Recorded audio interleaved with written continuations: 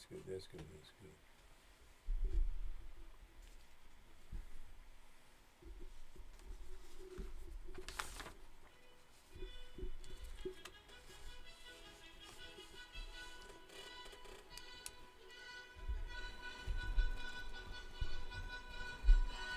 Good morning.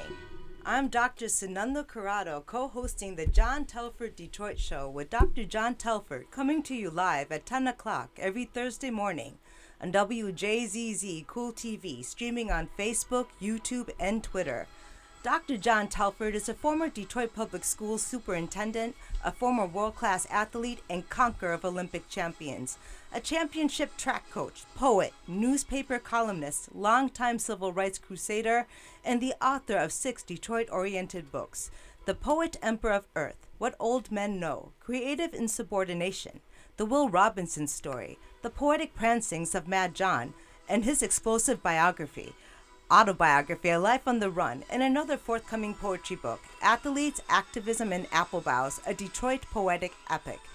He also has a show on WCHB AM 1340, Detroit's gospel station, Saturday mornings at 9:30 and Monday evenings at 6:30. That's Saturday mornings at 9:30 and Monday evenings at 6:30. His books are available at Barnes & Noble, Amazon.com, or just by calling the doctor at 313-460-8272. That's 313-460-8272. Dr. John Telford has been called a legend and also a lightning rod for controversy. He has received the Detroit City Council Spirit of Detroit Award and the Joe Louis Foundation Spirit of the Champ Award. He was named Wayne State University's Alumnus of the Year in 2001, and a Detroit track was named for him. His website is www.alifeontherun.com, and his email is drjohntelfordedd@aol.com. That's drjohntelfordedd@aol.com. Now, without further ado, I present to you that crusading old native Detroiter, Dr. John Telford. Thank you, Dr. Sunanda Corrado. That PhD from Columbia University, who is an anthropologist by training. Dr. Corrado has been teaching at Wayne County Community College for 10 years. Yep, decade. 10 years. I mean, she looks like she's 17, so how could she have done that for 10 years? But she's currently a researcher for the Detroit Equity Action Lab that's housed in the Wayne State University school and you know, the law school. It's housed in the law school, isn't it? Yeah. Under the direction of Dr. Hammer. Oh yeah, Peter Hammer, Dr. Pete Hammer. And Sunanda is founder and CEO of Education by Design. Education by Design. And I'm going to do a poem, you know, because this is really supposed to be a poetry show, you know, but I'm always doing talk and everything else. But here's a poem called Blue Salt. Wrote it way back in 1968 when I got my doctorate. My name is Detroit. I'm a blue-collar town. Blue salt melts my mid-March snow. Speedy cars and sprinters spring from me. I father fierce fighters and funky music. In a Motown moment, I can spit the blues right back in a bureaucrat's eye. Have you never seen blue salt? No complex chemistry here. Only the old color of a new sky. And there's a new sky dawning over Detroit today because we've got Lamont Satchel in the station, and pretty soon we're going to have Nicole Small. And we're going to be talking about Proposal P. We're going to be talking about the charter and all the things that they've been trying to do to defeat that charter, but we've got to pass Proposal P. But before we do that, and Nicole, I guess, is still in the car. She's not in the studio yet, but Lamont, I'm going to start asking you questions without Nicole. She doesn't show up. No problem. Before that happens, I need to remind everyone that the person that you need to vote for city clerk is a lady named Beverly Kendall Walker. Beverly Kendall Walker. She was my student many and many a year ago. I won't say how long ago, because Beverly might not want you She's to know also how old she is. a major organizer for the City Airport of Detroit, and they're holding a free summer camp next week from 10 to 2 for all kids who want to learn about flying. That's what they're doing. And Beverly was an all-day student for me, and she's been running that program for the airport for years. You know, I think she's their executive director. So vote for Beverly Kendall Walker for city clerk. I support her 1,000%. Also, vote for Scotty Bowman for the police commission in District 4. Scotty Bowman. You were going to interview him when we were flooded. Yeah, we got. Yeah, was that what happened? I thought we had that a the studio power was. outage. Oh yes, there was a power outage here, but I think it was yeah. due to the floods. So then we went over to the church. You know, Scotty and I went over to the church at Michigan and Trumbull, where my buddy used to be the pastor there, and we spoke out for Proposal P. But everyone is trying to spend all this money. We'll be talking about that. I mean, when they spend a whole bunch of money to defeat something, something's up. I always get suspicious. You know, why are they doing that? And Lamont's going to be talking about that. Lamont Satchel and Nicole Small. You know, if she ever gets here, supposed to have been here at 10 o'clock. But I want to talk for a second about UCAC, United Communities Action Coalition. That group is a watchdog coalition of community members dedicated to ensuring that our fellow residents in our various communities throughout our state have a voice and are clearly heard. We seek to ensure that all community residents receive only the absolute best from our law enforcement agencies. And we seek to ensure that our law enforcement agencies, particularly those in the suburbs like Warren and Grosse Pointe and many other suburban communities, treat their black and brown residents and those who are passing through their community without putting a knee on their necks. Okay? That's what we have to ensure does not happen anymore. And that is what UCAC is all about. And UCAC, United Communities Action Coalition, is going to be meeting at the Detroit Yacht Club this coming, the 30th of July. It's Friday, the 30th of July at 7 o'clock p.m. No dress code, even though it's going to be up on the third floor in the sweepstakes room. So if you are interested in joining that organization, show up at the Detroit Yacht Club.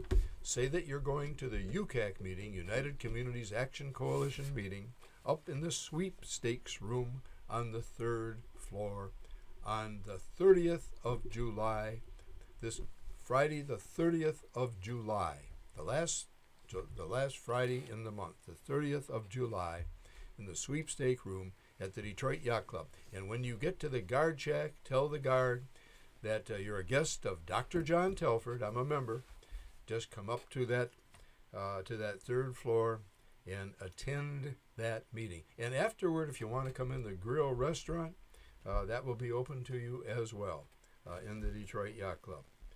Okay, you know, I have been talking almost, certainly intermittently, and every show that I'm on, whether it's the WCHB or whether it's WJZZ, I've been talking about what's in the proposed charter revision.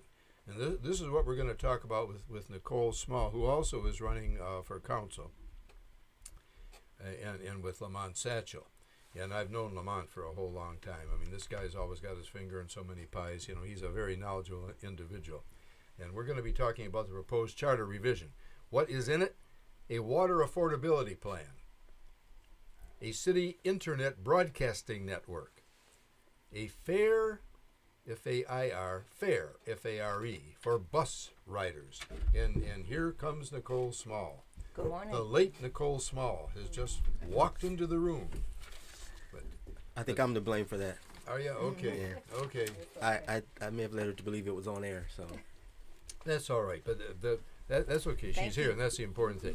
And the proposed charter revision also strengthens the current community benefit agreement ordinance, and it's got provisions for truly affordable housing. It's got a more accountable and transparent board of police commissioners. That's very important. I mean, that board of police commissioners has got to have some influence. It's a civilian watchdog organization.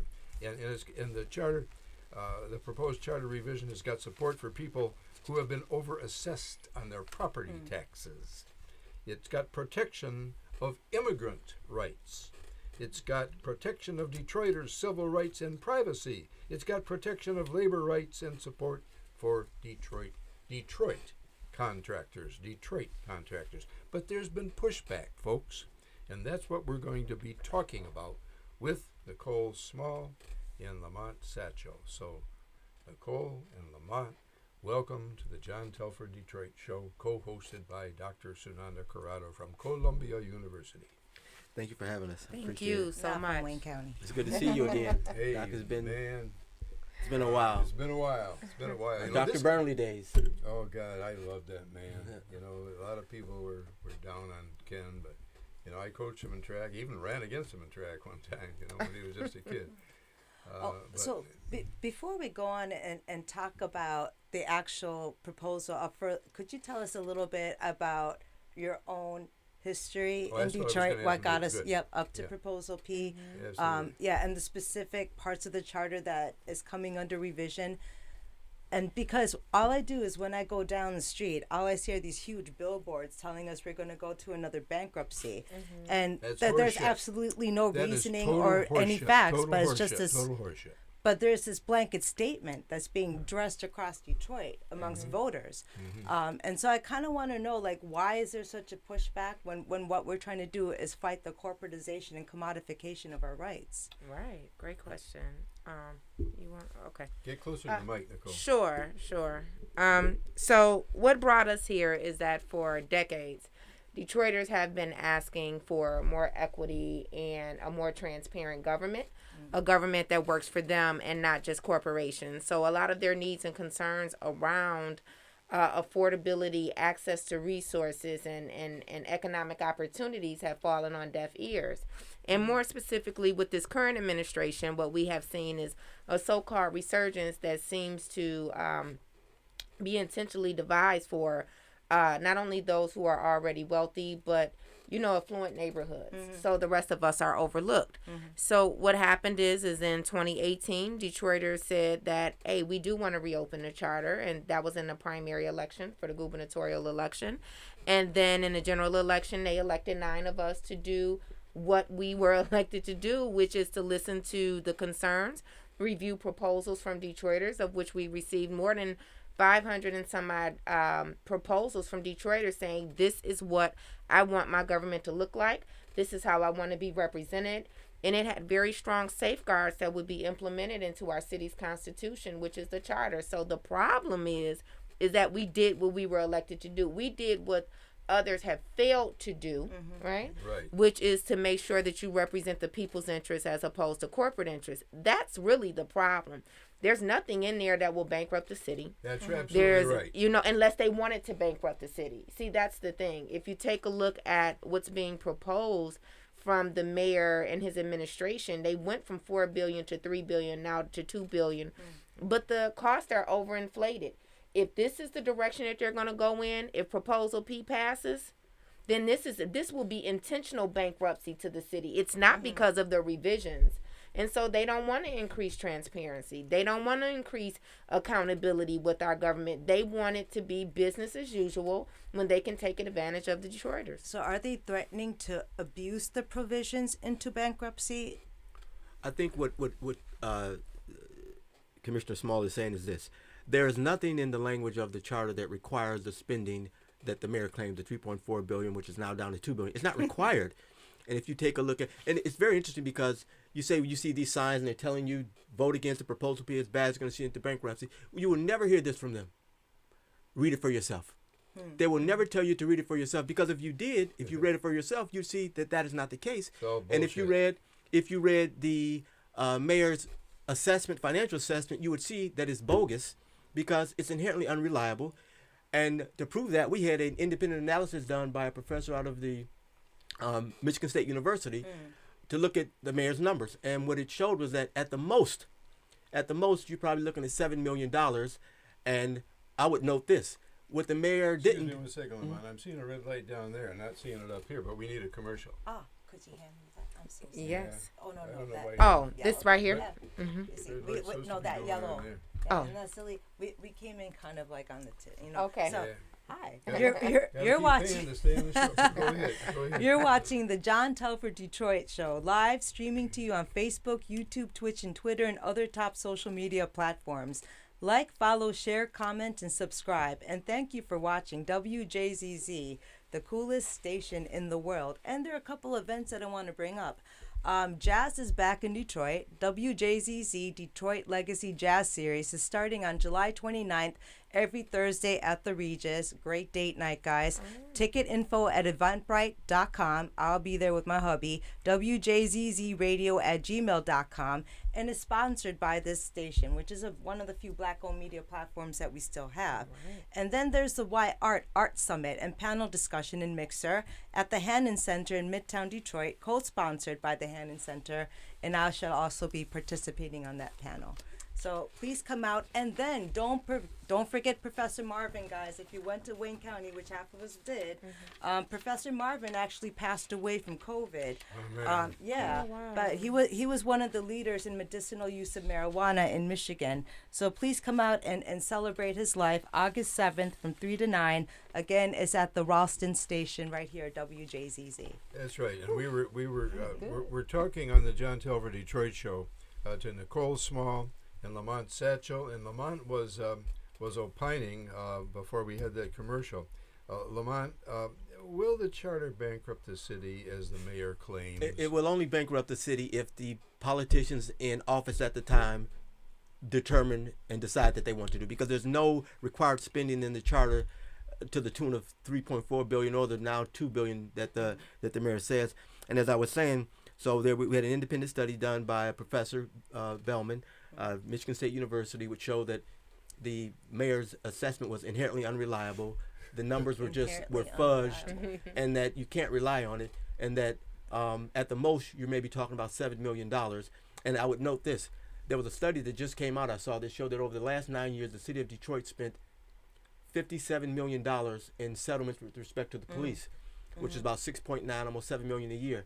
If they instituted the changes in the revised charter that deals with how the police department is to be reimagined and restructured in a way that doesn't treat the police force as a militaristic body, but in the context of how do you police in an urban environment, looking in the context of the social, psychological, and other issues that are in the community, which the police may not be equipped to handle, but there are other social resources and government resources that need to come into play to assist. If you did that, right, you would end up saving enough money to fund not only the charter, but the mayor and the mayor. What they didn't do, tellingly, is an assessment as to what would be the social, psychological, and financial savings from the implementation of the charter. They didn't do that. Because to me, if you're going to do a financial assessment, you have to look at both sides. What are the costs and what are the benefits of the of the charter? They didn't do that. Instead, they put together an inherently unreliable $3.4 billion, not million, $3.4 billion down to $2 billion, saying that the charter is going to cost the citizens, and it's not true. Where do they get those figures? What did you just grab it out of their ass? I mean, is Well, there any place where probably. They didn't come south. They came somewhere north. Now where north they came, south they came. You can determine that. But here's what happened. They sent us two documents and mistakenly sent us one of those two documents. And the second document that they mistakenly sent us showed exactly how they came up with the numbers. And it's on our website. You can take a look at it. And for instance, one of the things they did, they said that it's going to cost $260 or $40 million, $260 or $40 million to hire 42,000 students at $1,500 over the summer. Gonna hire 'em right? all? Yeah, hire them all, right? Yeah. Well, all the charter said was this, that the city council and the mayor should put together a program that allows them to hire youth within city government. And we left it up to them. So we said you can, internships. an Internship program. Yes, That's right. and we left it up to them. You can do it. You can hire one person and one student in each of the 72 or 42 departments that you have, or you can hire 10 students a year. We left it up to them. They said it's going to cost $260 million to hire 42,000 students, and that is not even required. So some of that $2 billion is made up of $260 billion of hiring students that's not even required, which is why it's just an inherently unreliable document. But no one wants to read it, and no one wants to talk about it. In fact, we even asked the mayor over the last 4 months, give us the documentation that you used to come up with those numbers. For 4 months, we've asked the governor to get it for us. We asked the Financial Review Commission to get it for us. What was their response? Listen, that was their response. That was their That's response. right. Silence. It's Okay. silence because it doesn't exist. Because it doesn't exist. And listeners, bear this in mind. Whenever you see someone spending hundreds of thousands of dollars to defeat a proposal, you have to ask yourselves, what is their motivation? How much money are they spending? Well, here I think it's higher than that. Let me tell you why, Doc. I think they're How much closer to money? $1 million. They're probably closer to $1 million. And Of tax-paying money? No, these are probably from private Oh, individuals. so from corporations. Yes. Why? How do they profit for this? But then the corporation's gonna get the money back in tax subsidies and in contracts anyway. Listen, So it over doesn't matter. 80% of our charter schools are corporate already. I mean, so much of Detroit has been corporatized, and I think we're like 49th out of 50 states in the nation for spending. On top of that, add that we're Detroit. I think this is an attack of our culture and our resilience in the city, and the organizational capacity of citizens themselves. Wow. Well, it's all about design, right? And Yes. to the point about why are they spending so much money. More importantly, Detroiters need to ask what's in this charter that they don't want you to have. That's right. It's the equity that we've talked about for so many years. It's the advancement of our people that we've talked about. It's the access to the jobs. It's the making sure that they can't just continue to overtax you, that you will be provided some relief. It's real affordable housing for Detroiters, not including other cities. The things that the things that you deserve. This is what your government is supposed to do for you anyway. But since you couldn't get it out of them, then we had to put it in writing. That's right. And what the charter does, doctors, what it does is this. It really points out and speaks to a cultural, an economic, and a social divide in the city that everyone turns their head from. No one wants to admit there is a divide in the city, and it's intentional. Two Detroits. I mean, Yes, there are anyone two who said Detroit, there and aren't that's two. in the letter that the commission sent to the governor, to submitting the charter. They said that we're creating two Detroits, and this charter tries to equalize that Right. and say That's no, right. we can't do Right. that, because if you take a look at the growth that has happened in the city of Detroit, and there has been growth, but who has it benefited? And I'm not saying there should not be in the charter commission. Not saying there shouldn't be growth, but it should be equitable, and it should be a balanced growth, and it should take into consideration the aims, the interests, and the opportunities for folk who stayed here That's right. Yes. their whole right. life. Yes. Parents stayed here and died their whole life, and now when the city sees a resurgence, you're put on the back burner, and it's gentrification, it's rah-rah. Take a look at downtown Detroit. On any given day, weekend, right, the majority of the people down there are not black. That's right. And here's what, this is not racist, it's just this. No. If I was a mayor, I'd be concerned, like, hold on, we've been in the We're downtown. our citizens. I'm concerned. That's right. And at least 50% or 80% or 70% of the people down here don't look like. Why? What did I build down here? What am I allowing to happen down here where they don't feel comfortable coming down here Remember participating? the last 4th of July when they wanted to put a curfew on our kids? Yeah. But they've attempted to do that before. But look at the fireworks. That was really an event where you had so many families, despite a few of the incidents that we've had in the past. But that's something that we enjoy attending. Now they're taking it out to the suburbs and everything, and no one says anything. I don't think Detroiters really pay attention to the little things like that, and not allowing us to go to the Riverwalk and pushing us further and Trafficking further out. us. Yeah. Yes, absolutely. And That this is how they take over the city. This is how they disempower the people. And so Proposal P is really about middle class families As much as well. it is Yeah. about Lower working income, families. yeah. We're all kind of one lump. It's a very comprehensive document that says this. everybody should participate in the city of Detroit. It doesn't exclude anyone, but what it does point out is that there's a, like I said, there's a cultural and economic and social divide that we have to talk about. Racial harmony in a city happens because it's intentional. Folk are looking at every aspect, every decision that they make. There's a concept you guys may be familiar with, which is called health in all policies. It's been around for maybe 20, 30 years at the UN, and a lot of cities are doing it, where they take a position as this: every decision that we make has a health implication. So therefore, when we make that decision, here's a set of questions we're going to ask ourselves to make sure that when we make that decision, we have the psychological, mental, and physical health of citizens in mind. It's the same way when you build a city with respect to racial harmony. You always have to ask yourself, will this decision, will it further divide people, or will it bring people together? Right. But that has to be the mindset of the leadership at every turn. And it takes time to do, but that's what government is. Government is deliberative. I know people say that government takes too long, it's slow. I want a government that takes its time, because you're making decisions for everybody. You're not a corporation making decisions for a few people in the corporation and your customers. You're making decisions for the entire city. So I want you to be slow and deliberative, and that's what this charter does. It says, take your time, think through these issues, because they're very important to the welfare of every citizen in the city of Detroit. And it's not just... Go ahead. I'm sorry. It's not just the city versus the burbs or city versus Lansing. We're looking at transnational, global corporations pouring their money into Detroit. Because I'm not sure a lot of people are aware that Detroit is the only UNESCO, the only American city that's a UNESCO city. And so they've joined the ranks of Berlin, Wuhan, Dubai. So there's a lot of transnational capital that's going to come in, a lot of money, because they're buying up commercial properties. Now we might have business owners, but the business owners aren't property owners of their businesses which makes anymore. a significant difference. Yeah. You know, that's when your small businesses are no longer really the anchor to your community, because they don't have that ownership. We could look at that on the avenue of fashion.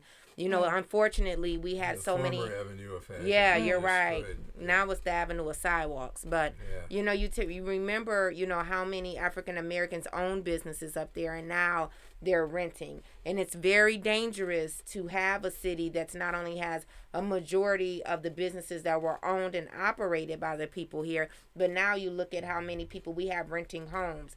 Again, this is all by design. This is the reason why people need to support Proposal P, is in order to retain. Yes, on Proposal P. That's right. Yes. To retain your political, economic, socioeconomic power. This is the way to do it. We can no longer afford to have leadership that makes you these promises that never come into fruition, because they know at the end of the day it's not in writing. So therefore we have no legal standing. This way we have it in writing. It's in our city's constitution. And we must become a lot more sophisticated in our approach, and this is the best way to start. So now the commercial. And you're watching the John Telford Detroit Show, live streaming on Facebook, YouTube, Twitch, and Twitter, and other top social media platforms. Please like, follow, share, comment, and subscribe to us in other shows. Thank you for watching WJZZ, the coolest TV station in the world. And remember, Wjzz is back in Detroit on July 29th, and from there on every Thursday at the St. Regis. Ticket info at eventbrite.com or WJZZradio@gmail. And don't forget the Art Summit at the Hannon Center in Midtown. More to come on that later. Thank you, Sananda, for those commercials on the John Telford Detroit Show. You know, we've got Nicole Small and Lamont Satchel in the studio today. I consider this a real privilege to have them here. A lot of people don't know what is in the charter or find it difficult to obtain information. Why is that? And what's being done to educate the voters and the public about the specifics of what is in the charter? I'll take the first question. I think Commissioner Small can handle the second one. Let me tell you what happened here. The city. So here's why you haven't seen a lot, an equal amount of literature and education with respect to the charter. The city council maybe 3 months ago asked the commission to provide them a more detailed education phase budget, right? Because every charter commission goes through the education phase. That's the last phase where once you completed the document, you're going to educate the voters with respect to what you did and why. And so Commissioner Small, who's also the not only the vice chair but also the chair of the budget committee and finance committee for the commission, she and I and the chair sat down with the Jay Rising, who was the CFO for the city, and Tanya Stoudemire, who was the deputy CFO, to work out in detail how much money we needed and what it was going to be spent on in detail. I mean, it was in detail. We walked away from that with the understanding that they were going to then submit our budget, because we couldn't. We had to submit it through the city to the city council, through the mayor's office to the city council, that they were going to submit our budget. About 2 days before then, they sent me a case law that said this, and I was wondering, I said, why did they send me this case? The case said this: when the mayor submits a revision to a budget to city council can vote it up or down. I'm like, that's strange. Why would they send me this case, right? Several days later, when they submitted the budget, it became clear why they did that. Instead of submitting the $300,000 that the commission had asked for, and the prior commission had about $200,000, this commission asked for $300,000 because they were going to do something a lot different. They were going to educate not only the voters, but also potential voters and every other citizen, because whether or not you vote, you're impacted by the charter, and you should know, you should educate, right? So here's what they did. They said, basically, and I have all the documents to prove this, we know they asked for this amount. We're only going to give them $30,000. And they were very specific. They said the $30,000 can only be used for printing the charter and translating it. So you can print it, your freedom document.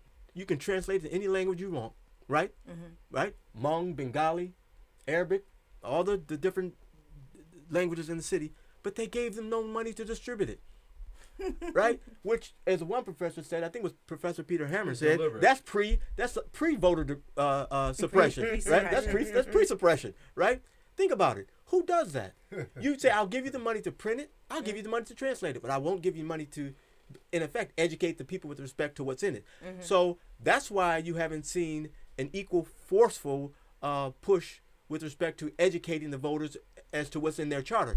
But I think Commissioner Small can tell you what is being done with the limited resources that the commission has been given. Yes. I just got to say, I came into one meeting and I saw you fighting for a printer a couple years ago. Yeah. So, like, people have no idea what the Charter Commission has gone through just to keep its process going. Yeah. It was amazing. You were fighting for a printer. No, and you know what? And it's highly insulting to the citizens of Detroit that you have people you're paying to misrepresent you. It's like paying an attorney, I always say a retainer, to represent the opposing party. That's how I feel.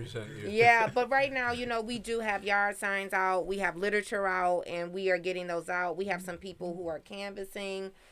Community groups are canvassing, making phone banking. And let me just say this, if I don't say anything else, thank you so much to all of the community partners who have come together. And, you know, they went and created their own T-shirts and their yard signs at first.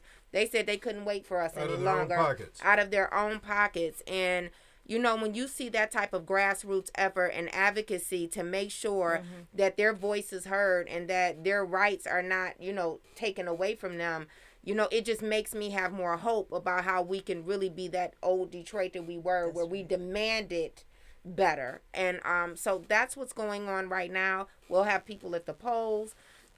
We know that they have a lot more money than we do, but we'll have people who are definitely well-versed and have a good script to make sure that they can educate, and good talking points to educate the voters on what's really in this charter. And I'm going to tell you this, there is not one group, and I just spoke to another community group yesterday evening, a very tight-knit, forceful one.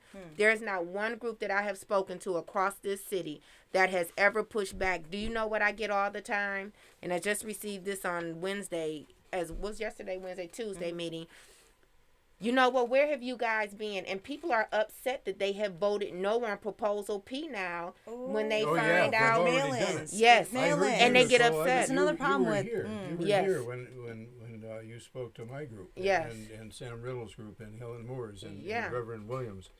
And you've been all over the place trying. But some of them have already voted against it from the lies that they've been told, from all this money that's being spent on television and the internet and every other place. And it's much more collaborative, right? Because when we had Beverly Kendall Walker in last week, she said, how the city clerk's website is actually controlled by the city of Detroit. So the city clerk's website is an autonomous website that you can go to get election information. Right, right. But, you know, when you think about it a lot, and one lady said, you know what, I've really been bamboozled. And I'm telling you, and the seniors are really upset. Yeah. They said no one comes and talk to us and tell us what's really in this proposal. I said, because they cherry pick the information to influence you. I said, now listen, if you still vote no because you don't want prosperity for Detroiters, at least you're making a well-informed decision. What they're doing to you, I said, this isn't a misunderstanding or misinterpretation or a difference of opinion. I said, these are just lies because these things are not written in the charter. And then they're bringing young people in and internships, right, from 4-year schools, and they look all cute. They're going door to door. They don't know the context and history of Detroit. They just want to get involved. They like the language, and they go door to door telling people why not to vote for That's right. That's right. Yeah. It's a lot of misguided do-gooders in the city, too. Absolutely. You know, I understand that a lawsuit was filed. You want to talk about that, Lamont, to prevent citizens from voting on the charter? Who did that? What is that all about? And what do the mayor and the governor have to say about the right to put the charter on the ballot? What did they have to say about that? I heard that Governor Whitmer and Attorney General Dana Nessel, both of whom I support, but I understand that they agree that it could go on the ballot at least, even though the governor doesn't approve of some language in it. What is that all about? So you would be amazed the length to which the administration and its supporters have gone to stop this charter from being voted on by citizens. So why? I still don't understand. How are these people going to get rich over this if it goes down? It's not about power. See, it's about They're power already and control. getting rich. It's about power and control because there's nothing in here that affects the bottom line of anyone. But what it does do, it calls for parity and equity and calls for people to see the reality as to what's happening in Detroit and to be more intentional with respect to that. But if your goal and your mindset is not wrapped around that, is not wrapped around helping people, loving people, understanding people, then it's not a big concern. Your goal is power, control, and doing what you believe is in the best interest of the city and the folk who support you. So here's what happened. We filed our ballot question, which is a very generic ballot question. Do you support the charter or not? With the city clerk. The city clerk sent a letter back to me saying, I can't accept this ballot question because the corporation counsel for the city says that the governor has not approved the charter, right? And so Which has nothing to do with it. It has nothing. Actually. So has nothing to do with it. I had a conversation with her regarding that issue. It turns out that the corporation counsel didn't tell her that what the governor actually said was, I have objections to certain language in the charter. Here's some issues I have with them, right? And most of them were not even legal, right? For instance, some of them were, I think you need to mention the Great Lakes Water Authority in the charter or the Public Lighting Authority. It's not legally required. She just thought we should do that, right? And so, but the water's regional, though. I know. So when when she figured out that she had been bamboozled, she says no. She sends it on to the election commission. The election commission, which is made up of herself, who is the chair, Brenda Jones, who is the council president, and then Lawrence Garcia, who is the corporation counsel, who said it can't go on. They voted 2-1 to put it on the ballot. So we figured, okay, God, finally it's done. Yeah.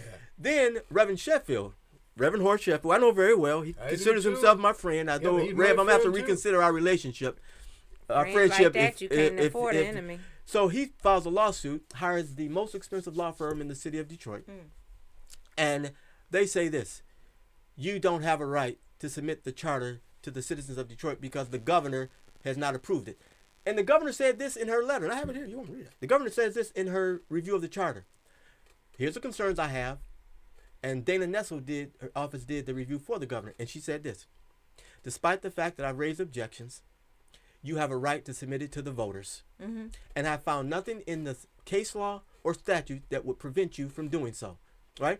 In fact, the governor's opinion is only to enter into politics and sway, not to actually... Exactly. Right. Right. Because there's a constitutional provision. In the Constitution, Article 7, Section 22 says this: the electors have a right to frame, adopt, and amend their charter, right? Yeah. That is a constitutional right that you have. Yeah. And the governor understood that, and Dana Nessel understood it. That's why they said, despite the governor raising objections to certain things, you still have a right to put it on. And I would note that the majority of her objections were not legal. Like I said, it was cautionary. It was advice she thinks you need to take into consideration. A few Scrivener errors that were in there, but it was nothing what folk are making out like the charter is illegal. Like what's her name? Cockrell. Oh, She's a cop saying the charter. Yeah, the charter's illegal. That's hogwash. That's hilarious. It's not illegal. All the governor did was raise certain objections to issues that she had, right? Which she has the obligation to do, and it still goes to the voters. They filed a lawsuit. Make a long story short, the Supreme Court had to twice force the city to put it on the ballot. The Supreme Court did. Yeah. And just on the 7th of July, they heard our case. I think based on the questioning that they had, that it's going to be a favorable decision to allow the charter to be implemented. But it was very telling. One of the poignant questions came from Justice Bernstein, right? Oh, my man. He did. He asked the question. Love that guy. He asked this of the other side. He said, listen, because the other side was saying that the purpose of the law, Home Rule City Act, is to prevent voters from being taken advantage of, like the Charter Commission is doing. And he said, he said, the elected Charter Commission. Yes, exactly. He said, don't you think you're being very paternalistic? And what he was also implying was racist too. Right. To tell Detroiters that they need to be protected from themselves because we can't trust them. He said, isn't the thing to do is if they didn't like it, they would just vote against it? The guy became confused and befuddled. He didn't know how to answer that. But it's the truth. It's like in no other community. There's so many rumors, right? Yes. So many rumors that people can't really figure it out. So how about this rumor about water affordability and people kind of saying, oh, it's based on an honor system. Nobody's going to pay if it's based on... Well, they said that we're going to give everyone free water, and that is. Which I wouldn't mind, but yeah, me either. Considering how we're supplementing the cost of water for the arenas and for the suburbs, just like they have in Philadelphia. Well, Philadelphia received it from us because it was the honorable former Councilwoman Joanne Watson who introduced it to council, and they wouldn't support it, and now they're singing praises about Philadelphia, and I'm just thinking to myself, our affordability. That's plan. right, that's right, and they're doing our affordability plan. City. So it's a tier-based plan, which is based off of the income to ensure that everyone can afford water based off of an affordable rate. And so what it would do is it would force those large corporations, the Illages, the Ford Field, Dan Gilbert, and all of them downtown, and some of these other institutions that are getting their water debt wiped clean because they support the mayor, to have to pay their fair share. It's just unconscionable to think how many seniors we have had living without water, for more than a year. I mean... And children. Yes, and children. And no, the way that they're coming and they're reporting to CPS so they could come and take their children out of the home, that's really horrible. It is. And see, people don't understand, again... You just hear water shut off, you automatically assume that somebody's not paying their bill. You don't know that some people have received $100 and something water bill the month before, then the next month is $2,800. What are they supposed to do with that? It makes no sense. Nobody uses that much water in a 30-day period, not for a residential home. Is the water leaking in the neighborhood or something? It would, all the pipes would just have to be going, they would have holes in them. And then they attached the bills to the homes and took the homes. Well, they took the homes and the children. So supposedly they stopped attaching it to your tax bill, which I don't know if I believe, but that's what they say. And I was just gonna say we have seniors who are susceptible to dehydration. Yeah. We have children who their mothers have to catch the bus with them to a food pantry to bathe them, so they're not bullied and taunted. Especially at with school. The schools closed. That's they were right. Opening early just so kids could bathe even before this. Yes, yes. And who's gonna pay for the drainage fee now that they didn't open up the drains and you have people's basements backing up? See, people have to understand. It's my understanding, even before this, Detroit residents were paying higher prices for water than suburban residents. Yeah, we have been for quite some time. But we were paying every 3 months, which now what we were paying every 3 months, we're paying every month, if not more. Excuse me just for a second, Sunanda commercial. And you're watching the John Telford Detroit Show, coming to you live, streaming on Facebook, YouTube, Twitch, and Twitter, and other top social media platforms. Please like, follow, share, comment, and subscribe to us. And thank you for watching WJZZ. And don't forget, if you were a student of Professor Marvin, who did a lot for medicinal use of marijuana as well as people's individual careers, August 7th from 3 to 9, we're having a celebration in his honor. It's called the Word Party Day. You know, Marvin was a great partier and a great intellect. Both go together very well. So please come and join us at the station. There'll be some great musicians. And don't forget, jazz is back. The Detroit Legacy Jazz Series starting July 29th, every Thursday at the St. Regis. Tickets at eventbrite.com.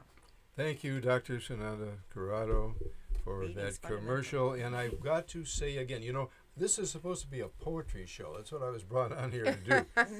But so I'm gonna read a poem because Is that it's Barnes and Noble or Amazon? Poetic Prancings? this is Poetic Prancing with Detroit Inc. Oh, that's right. Detroit Inc. Right, Local. a black press out of Detroit. Black Press, Detroit Inc. Pamela. No, the man who put this press out was Keith Owens, who's Keith also Owens. my manager. He's with working with the county now. He used to Yeah. be the Chronicle editor. But anyway, I got a poem in here about Will the First. That's Will Robinson, okay? The great Will Robinson that I coached track. I coached track. He coached basketball at Pershing. My kids won the state track. His kids won the state basketball. Here's a poem about him. Because we want to get a school named after him. You hear that, that's a good Dr. idea. Vitti? We have to name a school after Will Robinson. It's long overdue. And get rid of the word cast. My coach, here's a poem. I wrote this poem in 2008 when Will passed. My coaching colleague, Will, was the first one many times. First black coach in a Motown school. First black coach in Division I. That's, basketball, Division I, the NCAA. First black first black exec for the Pistons team. When Will passed at 96, Time marked it famously. That's Time magazine, okay? Time marked it famously. I took that magazine down to the school board and waved it under their nose. Look, Will Robinson is mentioned in Time magazine. You got to name a school after him. When Will passed at 96, Time marked it famously. But still the grubbing Oreos, that's what I call them Oreos. What does that mean? White supremacist fellow travelers in blackface, neo-colonialist puppets is what I call Hear them. about bananas. I next. probably shouldn't be doing that, being a white man, but that's the way I saw him. First black coach in a Division I, first black exec for the Pistons team. When Will passed at 96, Time marked it famously. But still, the grubbing Oreos in Minstrel Face downtown declined to name a school for Will. So now, Dr. Vitti, here's Will Robinson biography. Here's I wrote his biography. He always wanted me to write his biography. I finally did. Unfortunately, I did it after he died. But this man was a freedom fighter of freedom fighters. I mean, he used athletics, but he was a freedom fighter. The title of this book is Will the First, the Saga of Sports Civil Rights Pioneer. Will Robinson, William Joseph Robinson, born in 2011, died in 2008. He was my mentor. And we fought a few times, but he was still my mentor. And we want the Detroit Public School District to name a school for him. I was going to do it when I was superintendent. I was going to do it. And Lamar Lemons was board president. We were all going to do it. But what happens? In fact, I told that emergency financial manager, Roy Roberts, I told him, hey, we're gonna defeat Proposal 4, and then you're gonna be working for me. I remember that. Love it. Yeah, and he I said remember no. that. He said no, you're not gonna defeat Proposal. Detroit was the only city in the country that defeated right? We defeated and then they Proposal. came back and rewrote the law on us. They came back in and did a they Public always Act do that. 436. 436, yeah. They brought it back in. The minute they did that, the board, Four the times good now. elected board that Lamar was president of, got disempowered, and I got fired the next day from the superintendency. So still, there is no school named for Will Robinson. We were going to name Pershing High after him, but then some of the Pershing folks, Orland Jones and those guys, said, no, not Pershing, but another school. Okay, so let's do another school. Oh, But and we can't forget to mention Nicole Small's bid for city council at large. Yes, Please. yes. Let's not forget to vote for the people who gave us Proposal P as well. Thank you. We're definitely running an eventful race, and just with Proposal P, but also this city council election and other elections, you just would be surprised at how it's like pulling teeth. There's hardly no momentum around this issue. So, I mean, it's kind of great to be able to work on Proposal P and my campaign. Both are citywide, right? But a lot of people didn't even know that we were having an election, but that's by design. And I'm not talking about just the people in the impoverished areas. I tell people this all the time. When I was knocking doors where they paying like $7,000 and more in property taxes a year, they were like, "Oh, great, you're running. Okay, tell me about yourself. Well, when is the election?" I'm like, "Oh no, you know they vote, but but because we don't have a lot of district races for city council, a lot of those incumbents are just kind of riding the wave, and so we don't have a lot of momentum around it. So please educate, your friends, your family, your neighbors, a stranger that you meet if you're standing in line, ask them, do they live in the city?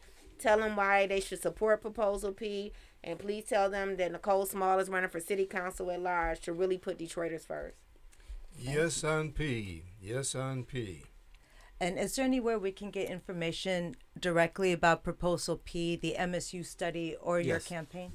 If you go to our website, DetroitCharter2018.com, that's all one word, DetroitCharter2018.com, you'll find a copy of the revised charter, a copy of the revised charter with commentary, which basically, the one with commentary will show you each change that was made, it's highlighted, and commentary where the commission tells you what was changed and why it was changed.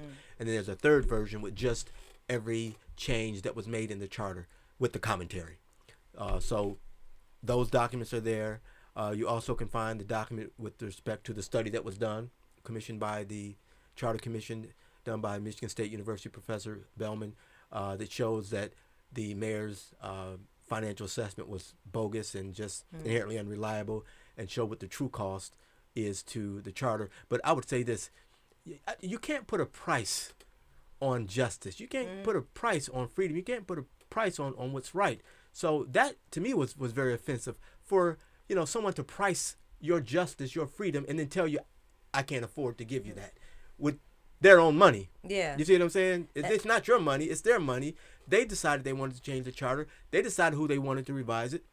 And now they should have a right to vote on it and to determine whether or not, this is something that they want. And no one should tell them, "You know what, I like it, but not now. We can't afford it." We've seen that in the history of racial relations and civil rights Just wait. and suffrage for women, right? Someone always wants to tell you, "You have a good idea, but not now. We can't afford it now. If not now, then when?" I think folk have to step up and do what's right in the wake of the Black Lives Matter movement, which sparked across this world, across the world. That I think I would have thought that folk would have had enough wind in their sail, enough courage and conviction to say, "You know what? Thus far, no further. We're not taking this anymore. This is what justice requires, and we're going to do this. We're going to implement this, or at least think for ourselves." That's the what gets me is that you see all these. The charter does this. The charter does this. The charter does that. Listen, when I tell you to vote against something, I'm going to tell you why to vote against it and where you can go to find it, to read it, and tell you to read it for yourself. When someone refuses to tell you to read something for yourself, you should be very suspect.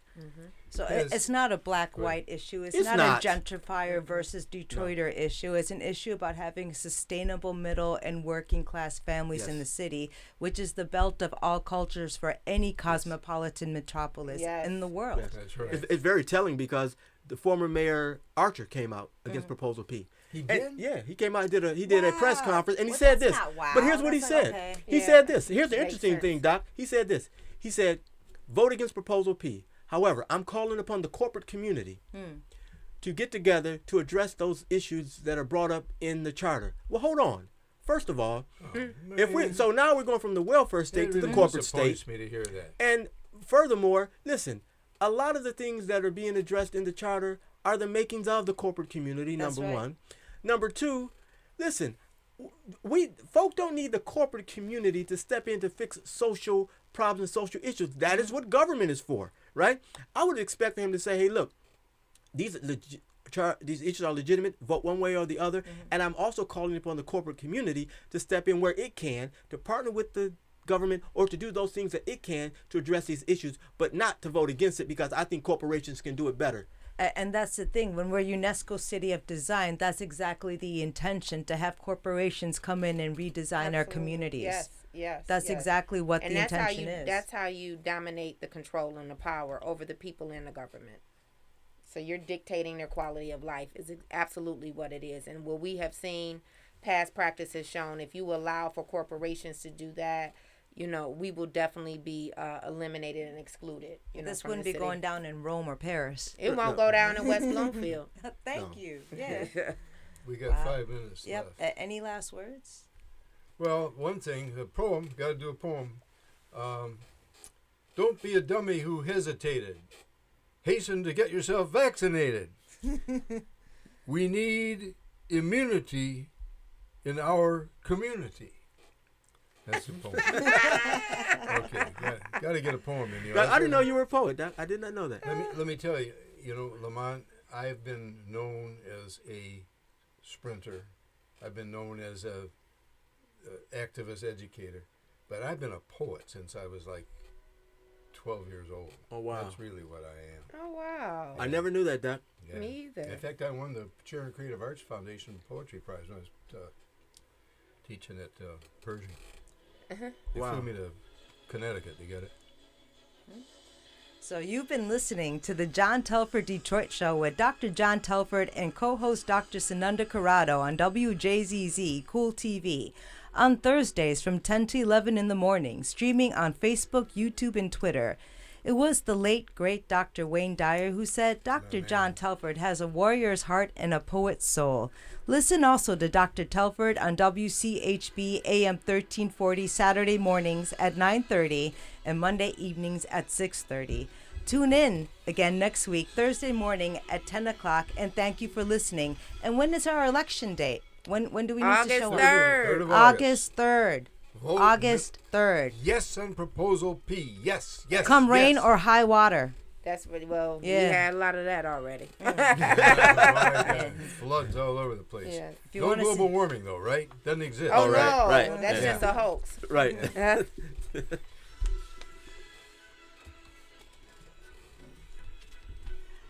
I think he still has the green button on. So whatever You you s- want to that- say, still be a little That, careful that about thing what wasn't you're saying. working. Okay. I had Yeah. to keep looking at my watch because that wasn't working. No, it wasn't. Because last time Helen was in here and we were talking, and then we started talking, so we had to go back and tell him to delete Is a little somebody bit. else coming in? Did you choose your music? Yeah, William yeah. Tell- I did use, not, I use yeah. that same. Yeah. I use My that husband also made a in my- joke. I'm his Tonto. Yeah, That's William Tell